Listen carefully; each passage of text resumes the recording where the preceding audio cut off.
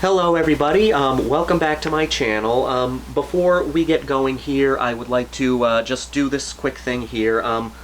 The Christmas season is now upon us, and around this time of year I like to shout out a great organization, the Animal Rescue League of Boston. This is an organization that does so much for homeless pets. I'm a big supporter of adopting homeless dogs, cats, and various other critters and getting them into good homes. It's a cause that I truly believe in. It's something that I love to support. A lot of the dogs I take care of are rescue animals. My mom's cat is a rescue cat. My friend Emily, her dog Lulu, is a rescue. It's just a cause that I like to support.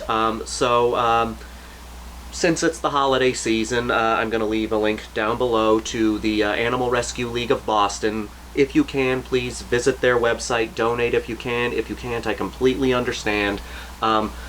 Share the link if you can. Let's just try to do some good for some homeless pets this holiday season. And after that wholesomeness, let's get on to the murder and mayhem. Welcome back, everybody, to another episode of Horror Talk, the show where I ramble on and on and on about a specific topic of horror and hope that it's entertaining and coherent. As you can see by the title of this video, today we're going to talk about horror movie endings. And let's say it right off the bat, spoiler alert, I'm going to be talking about horror movie endings here, so I am going to be clearly spoiling a lot of horror movies in this video as we discuss the ending, so just know right off the bat there's going to be spoilers in this video. If you don't want anything spoiled for you, by all means, stop this video right now. I completely understand, but let's get into it. Everybody likes a good ending to a movie. That goes without saying. The way a film ends is the last feeling you're going to get as an audience when you leave that movie or when that movie finishes. I'm all about that good final image when it comes to movies, not just horror movies, but films in general. I think when you end your film with just a good final image, that gets me. That is just what I love. That is my favorite part of a good ending, is just that good final image. And you have various different endings, regardless of genres. You know, you have your happy endings, you have your sad endings, you have your open endings if you want the movie to become a franchise, you have your twist endings. In the horror genre, of course, you have twist endings, you have your downer endings, you have your scary endings, and you do have happy endings. But I always think that a good final image is always such a great way to go. Like, if you want to think of a good happy ending for a movie, a good final image in a happy ending, I think Jaws has a great final image. You know, after they blow up the shark and Chief Brody and Matt Hooper are paddling back to the shore, and then it just gets that long shot of the beach with that pleasant music playing as you see them slowly making their way to the shore. It just gives you that satisfying feeling when you leave Jaws. But of course, us being horror fans, we like a good scary ending. We like an ending that's gonna punch us right in the gut before we leave the movie. Now, I can't tell you the perfect way to end a horror movie. I'm just a schmuck on YouTube who likes talking about horror movies. That's pretty much it. Horror movie endings are an interesting topic because of the various different ways that a director can choose to end a horror movie. Like, it's hard to end a comedy with a twist ending. A romance movie, you could end it with a twist ending, but usually in a romance it's, you know, the couple gets together at the end. An action movie can have happy endings and downer endings, but with the horror genre, because of the way everything is, there are different ways you can end it. You can end it happy, you can end it dark, you can give a twist, you can end with a jump scare, or you can just pick a good final image that leaves the audience with a sense of dread when they leave the theater. There are so many different options you can use to end a horror movie. When it comes to horror movie endings, you know, you see twist endings and you see jump scares, and for me, a twist ending and a jump scare, those are the endings that have the most potential to go either way. It can either work or it can not work. Let's focus on like the twist ending at here first before we move into the other ways, because I don't think twist endings are always necessary for any movie, really. I have no problem with twist endings. I mean, there are a lot of great twists and turns. Some twists are in the middle of the movie, some are in the third act, some are at the very end. I think a twist can work, but there are times where I think a twist ending is unnecessary, and you need to do it right in order for the audience to not get pissed off at your movie. And that can be especially the case in a horror movie. How many times have you watched a horror movie where the whole movie makes it seem like there's something supernatural going on, and then there's a twist ending and, oh, it's not really supernatural? I'm not saying that can't work. There are plenty of movies where it has worked, but there are also plenty of movies where it just pisses the audience off. It's like, or those movies where it turns out that everything has happened in the main character's mind the entire time. Again, there are situations where that does work as a twist ending, but there are also incidences where it doesn't work as a twist ending because it can make the audience feel like they wasted their time. Oh, I was watching this whole story the entire time, and it turns out that none of the stuff I was invested in really happened. So when it comes to movies in general, you have the necessary twist and the unnecessary twist. The necessary twist is set up perfectly throughout the film. The unnecessary twist is something that feels like it was thrown in at the last minute to give the audience a gotcha. And sometimes it can work, sometimes it doesn't. Most of the time it doesn't work, though. And then you have the twists and the endings that are not really twists, they're more plot flips.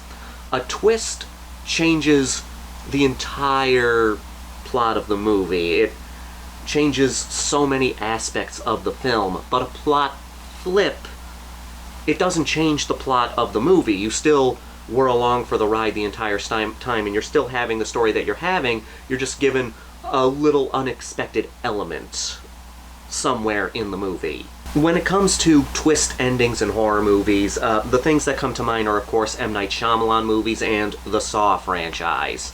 Now, with M. Night Shyamalan, I'm not a big M. Night Shyamalan fan.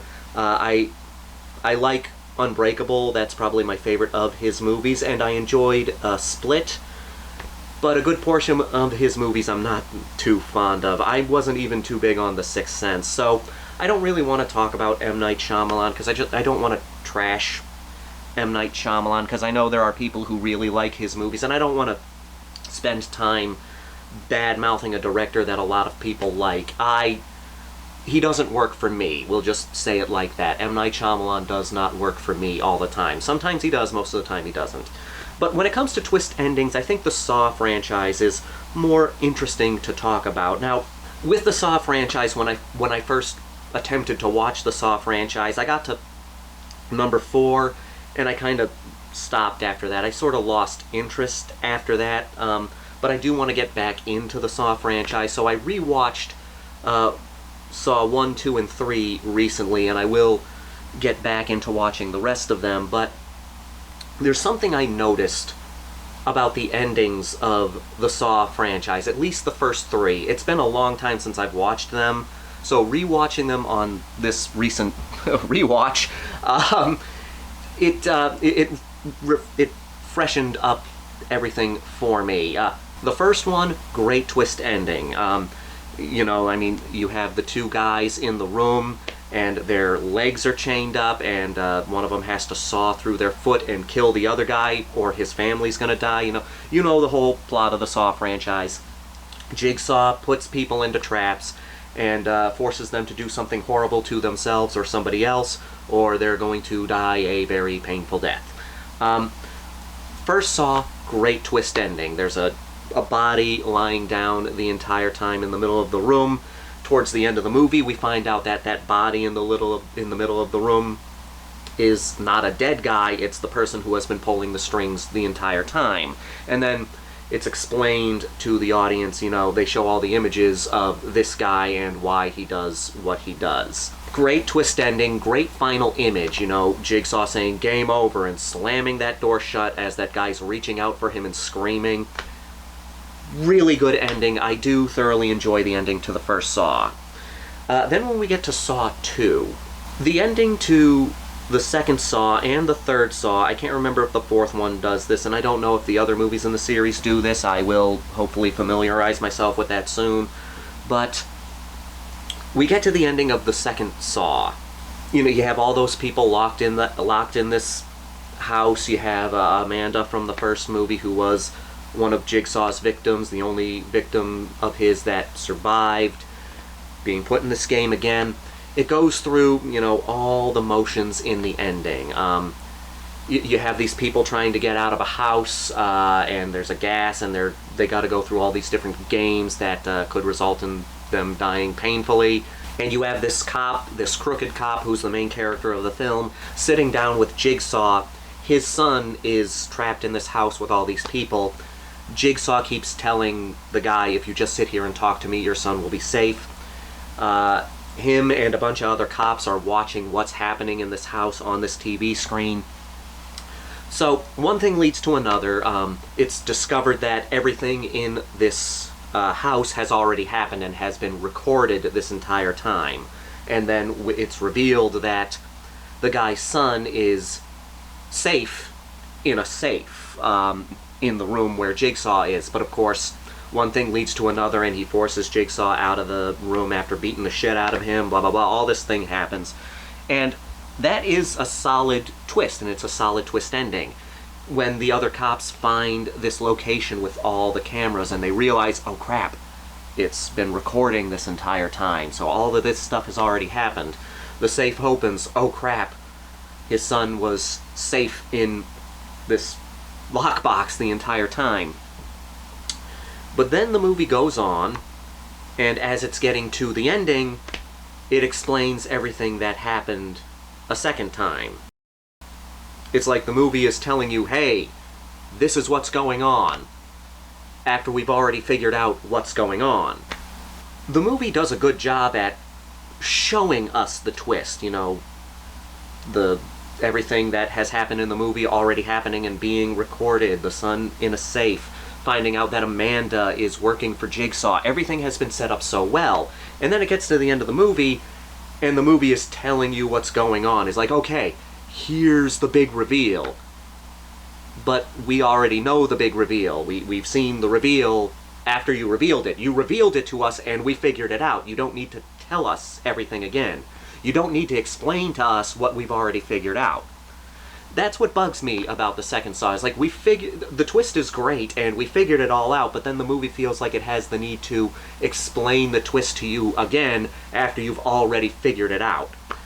That happens in the third Saw too. You know, it's all these things are revealed, and you get it, and then the movie explains everything to you again. It's like, oh hey, yeah, we need to tell you what's going on, even though you've already figured it out. Which, for me, that is always a detriment to a film. The Saw 2 and Saw 3 tell the story so well that when everything is revealed, we are able to figure it out. The movie doesn't need to tell the audience what's happening. In a way, the movie is insulting itself. It's like, hey, we're not good enough at storytelling for you to figure this out, so we have to tell you.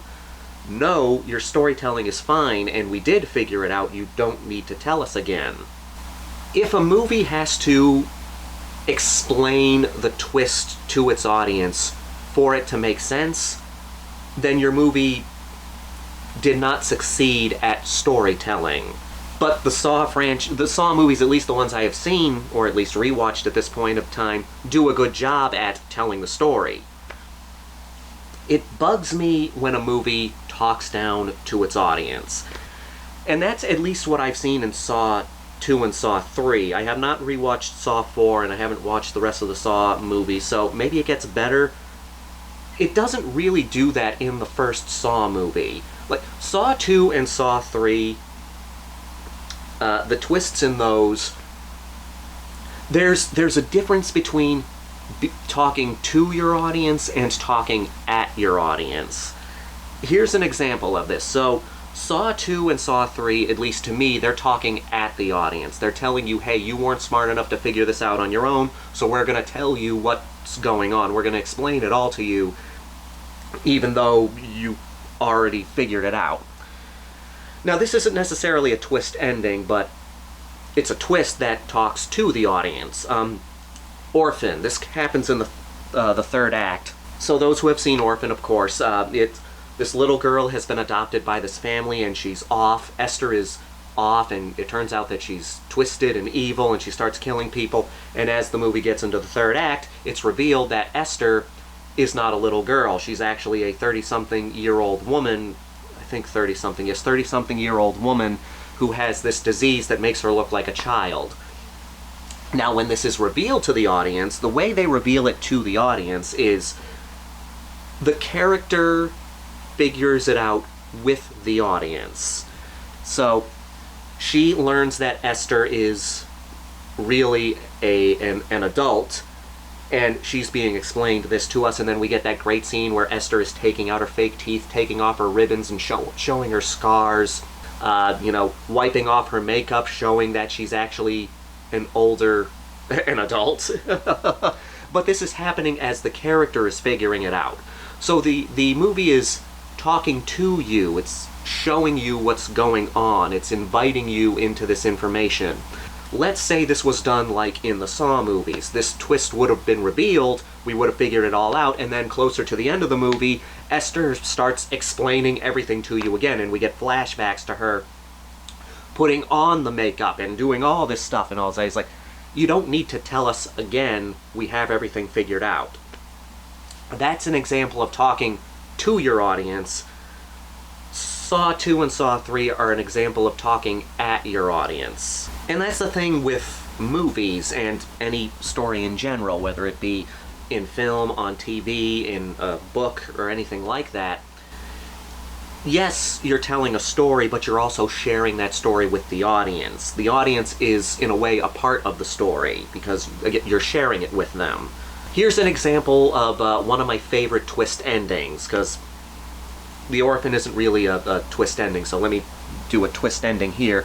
A Tale of Two Sisters. It's a South Korean horror movie, and I would say one of my all-time favorite Asian horror movies. It's my favorite Korean horror movie. It's my favorite Asian horror movie after the original Godzilla from Japan. This is a beautiful, beautiful looking film. You have these two sisters who are returning home, where you have their father who is seeming like really depressed and a little indifferent towards them, and then you have their wicked stepmother who seems to be off and abusive towards them.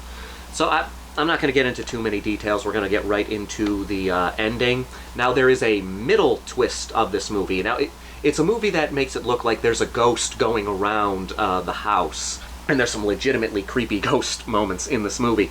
Then, like, I think around the halfway part of the movie, it's been a little while since I've seen it, it turns out that the younger sister is dead, and the older sister has created her in her mind. This is an example of supernatural elements being inside a person's head working. One, because it's not saved for the end of the movie, it happens in the middle of the movie. Now, it gets closer to the end, and then it's revealed that the stepmother has been out of the house this entire time, and she's out off on a business trip, and the older sister has been creating all these bad scenarios with her stepmother in her head. But here's what I love about A Tale of Two Sisters, because this is a twist ending. Both things are true. The older sister is going insane, and a lot of the stuff she is seeing is only happening in her head, and there's a ghost in the house. The twist ending that's revealed in the movie is that their original mother hanged herself. And I believe, like I said, it's been a little while since I've seen this, so forgive me if I don't have all the details correct. The woman who becomes the stepmother was, I believe, her nurse. The original mother's nurse, psychiatric nurse, or something like that. The younger sister discovered her mother dead in the in their this like armoire, huge armoire thing, and then the armoire falls over and lands on top of the little sister. Now the woman who will be the stepmother discovered this, but didn't do anything. She left the younger sister to die, and that's the big reveal in the end of the movie. And the mother is the vengeful spirit that is going around the house. Perfect twist ending, because it's the best of both worlds. It gives you a supernatural story and a psychological horror story. I love the way this ending goes. It's creepy, it's tragic, it reveals a lot, and like I said, it gives you the best of both worlds. That's one of my favorite twist ending in a horror movie. Another horror movie that has, I guess you could say this is a twist ending. I'm not 100% sure if it works as a twist ending, but I think it does. It's either, this is an example of more of a plot flip than a twist ending.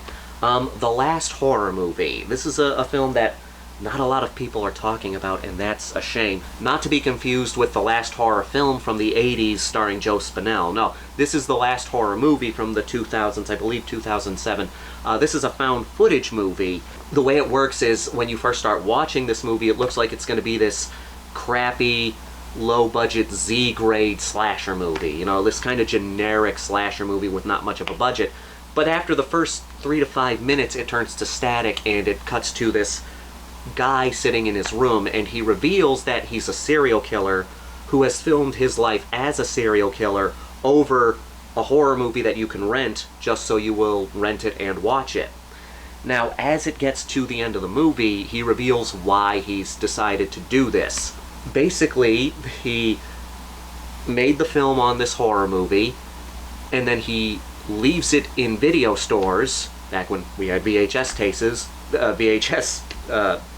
stores, and then people rent the movie, see what happens, and then the last person who watched his movie is then murdered and added to the film, which is a very good twist ending, or a light plot flip. It's like, oh hey, you are now watching this movie, which means you might be the next victim. It's a great way to say it. He's just like, he even says in the movie, he's like, believe what you want. This isn't the only copy of this video. I didn't watch you as you rented it from the video store. And it's such a good twist ending, and it has, like, it's a plot flip ending, and it has that good final image. Because the last words of his movie, he says, like, it's like, maybe you're sitting near a window, maybe you're near a door, maybe I'll have to break in, maybe I've already broken in. And it goes on, he's like, either way, this is going to be your last horror movie. I'll be seeing you, and then he stops the film. I watched this with a group of friends. I had seen it beforehand, and then I showed it to them, and we got to that ending.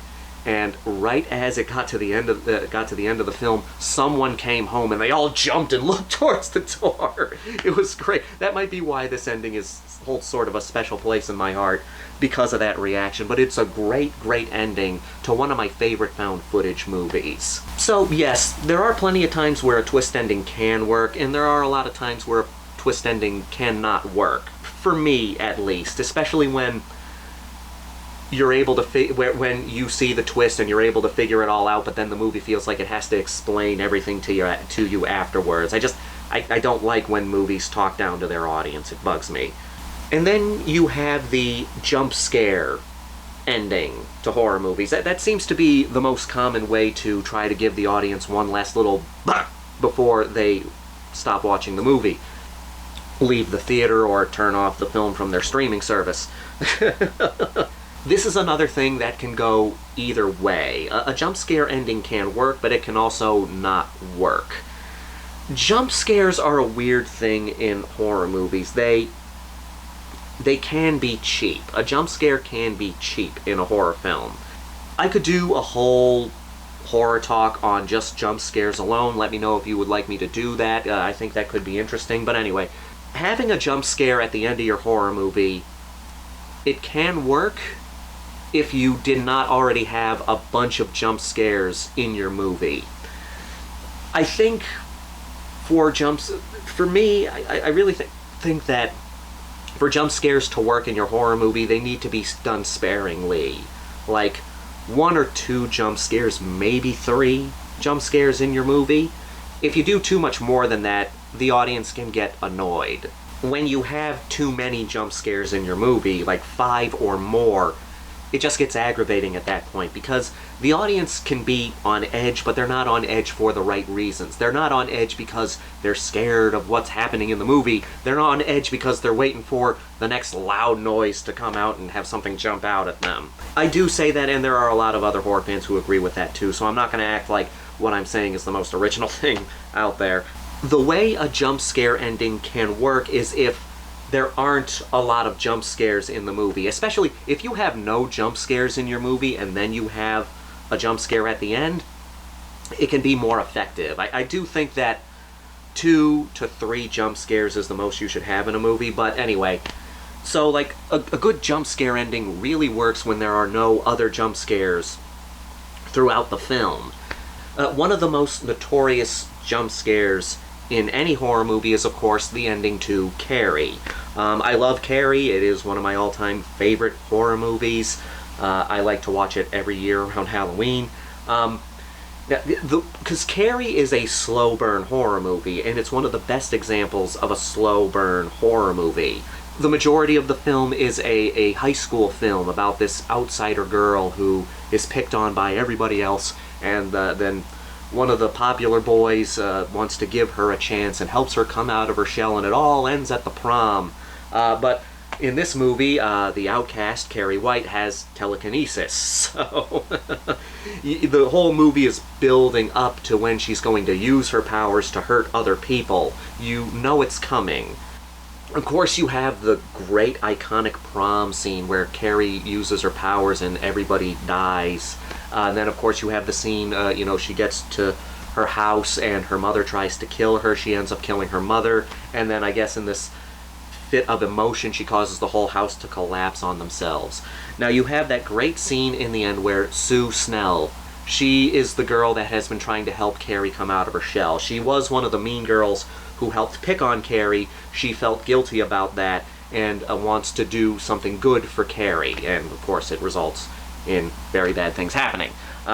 She goes to... You all remember that scene, she is walking towards the grave where the house burned down. You have that for sale signs on there, and someone has written on there, Carrie White burns in hell. And this is essentially Carrie's grave because that's where she died. And it's this great dream-like sequence. And, of course, they had the actress walk backwards and then played that in reverse to give it more of a dream-like quality.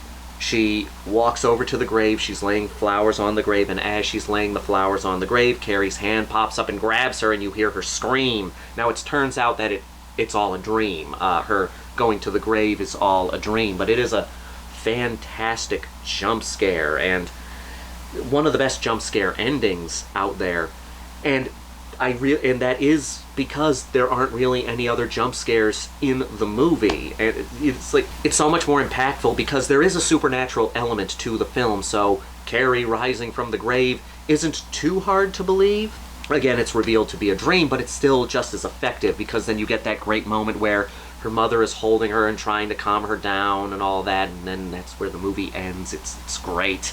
And it's such a simple scare. She's at the grave and the hand comes out of the grave. And we know that it's left an impact because they did a similar thing in Friday the 13th. There are more jump scares in Friday the 13th than there are in Carrie, but it's not too much. I can only think of 1, maybe 2 before the ending, so it's a fair amount.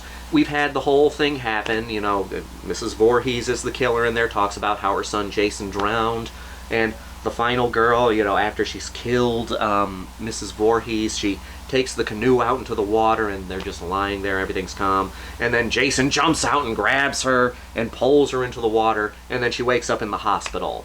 It's the same thing as Carrie. They did that because it worked so well in Carrie. Tom Savini has talked about that before. He's like, hey, let's have Jason in this movie. But Jason drowned. Well, let's make it a dream like in Carrie. So the whole jump scare dream sequence fake out, that's been done a lot in horror movies, and I can't think of a horror movie that did it before Carrie. Let me know if there has been a horror movie that has done that before Carrie, because I can't think of one. There might be, but I think Carrie was the first one to do the jump scare ending. The jump scare has existed way before Carrie. They've done it in a lot of films, but I think Carrie might be the first jump scare ending. But if I'm wrong, please correct me down in the comments below. But yeah, the twist ending and the jump scare ending, they can work and they cannot work. But I am a fan of a movie that ends with a final image, not necessarily a final jump, and not necessarily a twist, but a good final image or a good final moment that lingers with the audience as they're leaving the film, as they stop watching the movie or as they leave the theater. For me, that's the best way to really leave an impact with your ending, finding that good final image. So I'm going to just talk about some of my favorite horror movie endings here right now, because that's the best way to go with it, just because I love those final images and those final moments so much. One of the most notorious final endings is in Halloween. It's no secret that Halloween used to be my favorite horror movie of all time, but it has dropped a little for me for different reasons. If you want to know why, watch my horror talk on slasher movies. I go into more detail there. But I still do love Halloween, and I still do think Halloween has one of the best endings in a horror movie. It's set up so well. It doesn't have any jump scares. It doesn't really have loud music. It creates that sense of dread. If you remember what happens, okay, Dr. Loomis... Michael Myers has been stabbed in the neck, stabbed in the chest, got a hanger in his eye, but he's not dead. He gets up and tries to strangle Laurie Strode. One thing leads to another, and Dr. Loomis comes into that house and shoots him 6 times. He shoots him 6 times! He shoots him 6 times! Anyway, shoots Michael Myers 6 times. He falls out of the balcony and lands on the ground, and we see him on the ground. Dead, as we assume if we watch the movie for the first time. And then, you have that moment between Dr. Loomis and Laurie Strode, and then he walks up, and you just see that Michael is gone. There's no jump scare, there's no loud music, there's not a moment where he comes barging into the room, flailing a butcher knife around, and there's this big loud music. No, we just see that he's gone. And then you get that look on Dr. Loomis's face, both of shock and I knew this was going to happen. So good when you see an actor do 2 performances with their face, like give 2 different emotions in their face without any words. And then it just cuts to these different shots of these different locations in the movie, and you hear Michael breathing in the background. That's such a good way to end your movie. It's just like you're not seeing a jump scare. It kind of leaves it open for a sequel, but you don't have to. And of course they made many sequels that they've tried to end this series numerous times. Yeah, you got that good final image, and you have that good sequence of hearing Michael breathing as we go to all these locations. Like, okay, he could be anywhere. Michael is still out there. He's still out there. There's nothing else you can say about that. All you can say is, crap, the crazy guy who has taken 6 bullets is still on the loose. And since we talked about Halloween, we might as well talk about Black Christmas, because Black Christmas did heavily influence Halloween. I never like to give one movie credit for creating the slasher genre. It was an amalgamation of a bunch of movies. 1974, when Black Christmas came out, in this order, you had Madhouse, Texas Chainsaw Massacre, and Black Christmas. That's the order they were released in 1974. All 3 of those movies are movies that heavily influenced the slasher genre. And of course you had movies that influenced the slasher genre before that, but anyway. So Black Christmas has a great ending as well, and you could argue that it has a scarier ending than Halloween. So it's another simple plot. It's a slasher movie. You have this sorority house during Christmas break. A maniac breaks into this house and is hiding upstairs in the attic. Now, one of the reasons this ending works so well is because of the first victim in the movie. There's this woman who is killed by this saran wrap, plastic wrap wrapped around her face, And after she's killed, her body is placed upstairs in the attic, and it remains there for the entire film and is never discovered. That body is up there the entire time, which is a great way to create suspense. I love movies that accumulate tension around a certain idea, and the tension in this movie is that there's a crazy guy upstairs in the attic of this boarding house and nobody knows he's there. That body being up there adds to that element. So it goes through the whole movie. We have the whole thing with the final girl and all that, and everybody thinks that the killer is dead.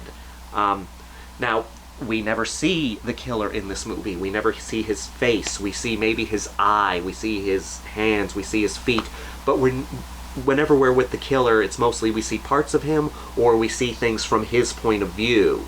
We never see the killer. We never even really know the killer's name. The killer has been dubbed Billy by fans of the film because he says, "Agnes, it's me, Billy," and he says that so many times throughout the film. So Billy has sort of been... The killer has sort of been given the name of Billy, but we don't really know his name, and that makes the killer so much more terrifying. We don't have a face for the killer. Anyway, it goes through this whole thing. The cops think they found the killer. The final girl, Jess, is asleep. You know, I think they sedated her because she's been through so much. One thing leads to another, and everyone leaves the house, and there's one cop, I think, sitting outside watching over the house. And then we cut to the attic where we see that body in the window, and we hear the voice of the killer going, "Agnes, it's me, Billy." Then it's panning away from the house, and as the ending credits start to roll, we hear the phone ring.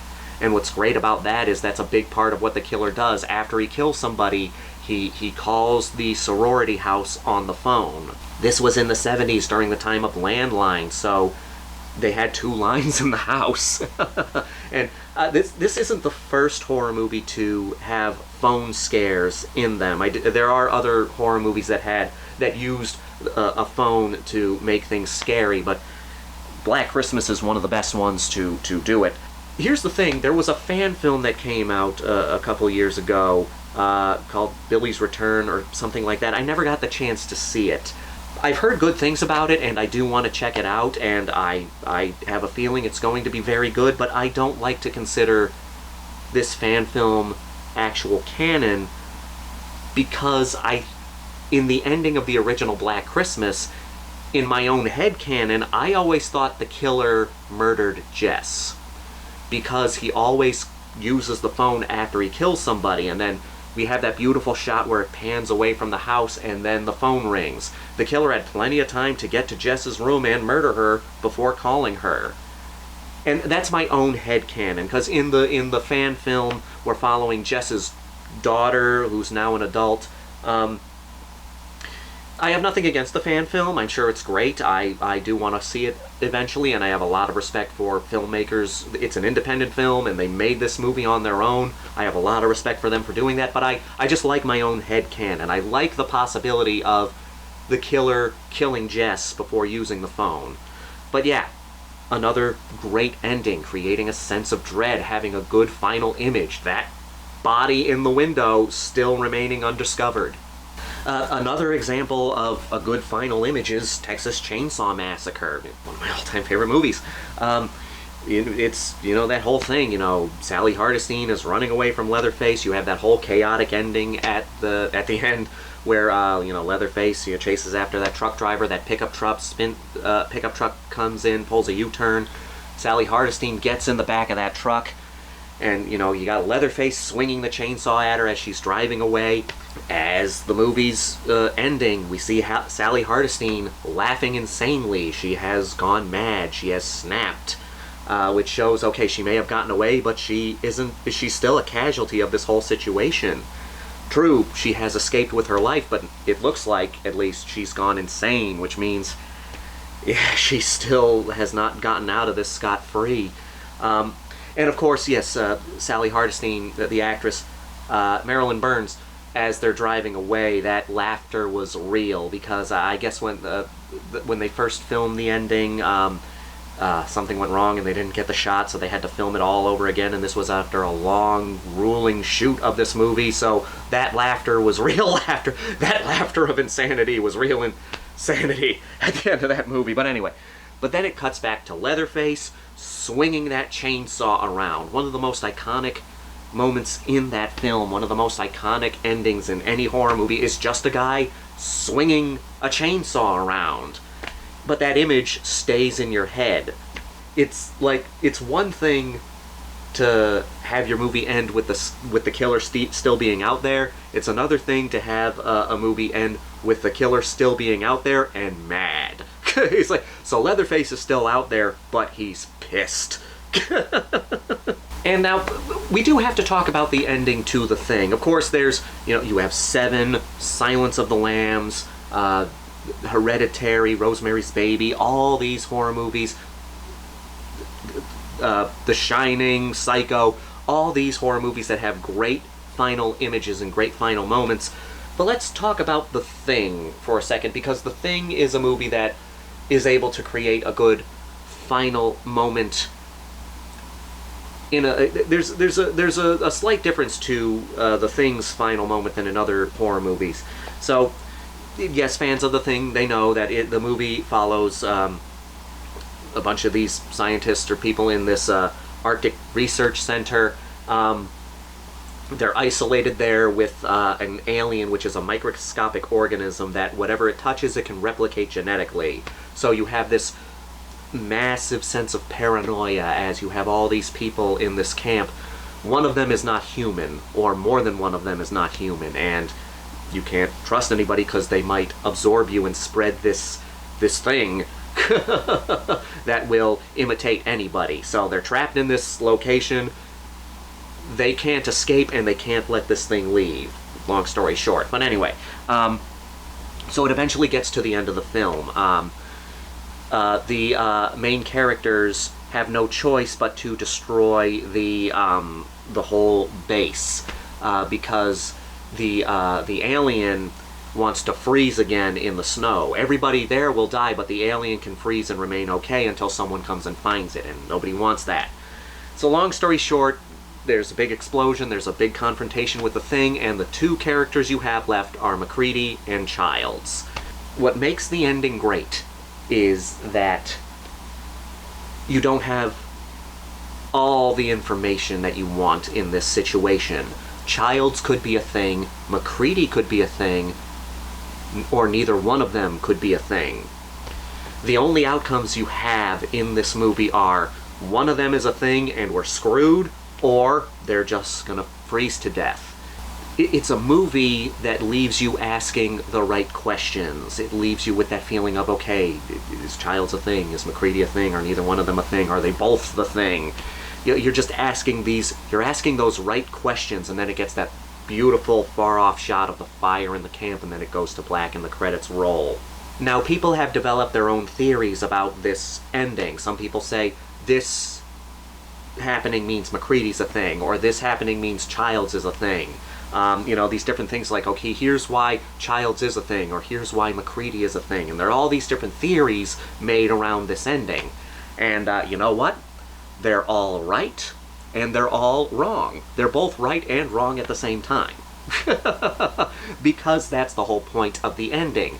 John Carpenter made The Thing with the intention of the ending being ambiguous, so that the audience will, theorize and create their own scenarios in their head. That's the whole point of the ending of the movie. We don't know if one of them's a thing or if one of them is not the thing. It's like Schrodinger's cat. It's Schrodinger's thing. But that's what makes the ending of The Thing so great. You can make all these theories, and the theories can be both right and both wrong at the same time. I don't want to really say that anybody's theory of The Thing is right or wrong. If the theory, like whatever movie you watch, if there's a theory that you've created that makes the movie better for you, go with that theory. If it makes the movie better for you, go with that. I'm happy for you to do that. I could go on about so many more horror movie endings, but I will talk about one more just because I do love this ending, and I think it is one of the best horror movie endings. That is the ending to Cannibal Holocaust. So I'll try to go into some detail about it. I'll try not to go on for too long. An anthropology professor has gone into the Amazon jungle to find a missing film crew that was doing a documentary on cannibal tribes. He finds out that the crew had been murdered by the cannibal tribe. He brings the footage back to civilization, and the production company that sent them out there wants to go through the footage and air it on TV. Now, our main character, Professor Monroe, sees the footage, sees the atrocities that the film crew had committed on the cannibals, which led to them being murdered. The documentary film crew did some horrible, horrible things to these cannibals. The found footage crew is the villain of the movie. Professor Monroe and the cannibals are sort of the protagonists of the films. The documentary film crew, they're the villains. I'm not going to go into too much detail of what they did, but I will just say it's bad. I've talked about Cannibal Holocaust before on this channel, and I'd love to do a full review on Cannibal Holocaust eventually, where I can go into detail about it again. But long story short, bad things have happened. The professor does not want to show this footage on the TV, and the network executives want to see the footage. So he shows them the footage, and you see all the horrible, horrible things that the documentary film crew did to these primitive people, which results in their murders. And these moments with the film crew are all done in documentary film style, found footage style, which leads to this great, great chilling moment. We see a lot of bad stuff beforehand. We see, I won't go into detail here, but we're just going to say it's bad. And it eventually leads to the leader of the documentary film crew and the only other survivor running away from the tribe. And you have this great sequence where the camera falls over and you see the leader, Alex's face. It's getting covered with blood, and you just hear bad, and he's getting pummeled. And then the camera goes to static because the camera was smashed, obviously. Great sequence and a chilling sequence. We've seen a lot of blood throughout the film, but when we see the final images on the found footage, there is blood, but it's not too much blood. We don't really see what happens. The camera just cuts out. And then we have that great moment with Professor Monroe as he's leaving, and he says, you hear his voice, "I wonder who the real cannibals are." And he walks off into the city, and that's where the credits roll. Has a great final image, has a great final line, because the whole purpose of the movie is what people will do for fame, and how people treat primitive people, and how people will sensationalize things and exploit other people in their own pursuit of fame and wealth. So that last line, "I wonder who the real cannibals are," is such a great line. But anyway, yeah, those are some of my favorite horror movie endings. And like, I hope, I don't know if I've explained enough why I love a good final image. When you end a movie with a jump scare, it can work. But the best way, for me, I think the best way to leave an audience is to give them that final image that gives them, when you create a sense of dread throughout the film, and then you end the movie with a final image that continues that sense of dread after the movie is over. That's what I think is so effective. I love a good final image. I love a good ending. I enjoy a happy ending. I enjoy a jump scare ending. I enjoy a twist ending. But my favorite kinds of endings are when you just have that good final image or that good final moment. So, yeah, there's another ramble from me on this episode of Horror Talk. Thank you all so much for watching this episode. Thank you all so much for continuing to watch my videos and support this channel. There are a lot of other YouTubers out there and a lot of other content that you could be watching on the internet, and I am truly grateful that you take time out of your day to watch my stuff. It really does mean a lot to me. If you could, I'll leave a link to the Animal Rescue League of Boston down below in the comments. Check that out, and please visit their website. If you can donate, great. If you can't, that's fine too. Yeah, thank you for joining me for this episode of Horror Talk. put down some of your favorite horror movie endings down below. And just a warning, spoiler alert to everybody out there, because this is about horror movie endings, so you might come across a comment in the comment section that spoils a movie for you that you haven't seen yet. So just warning, spoiler alerts all over the place. Okay, so just keep that in mind. But yes, leave some of your favorite horror movie endings down below. Let me know some of your favorite. What are your favorite types of horror movie endings, whether they be jump scare, twist ending, or good final image, something like that. But yeah, thank you all for joining me for this video. And until next time, this is the Maniac, here to remind you that the Grindhouse will never die.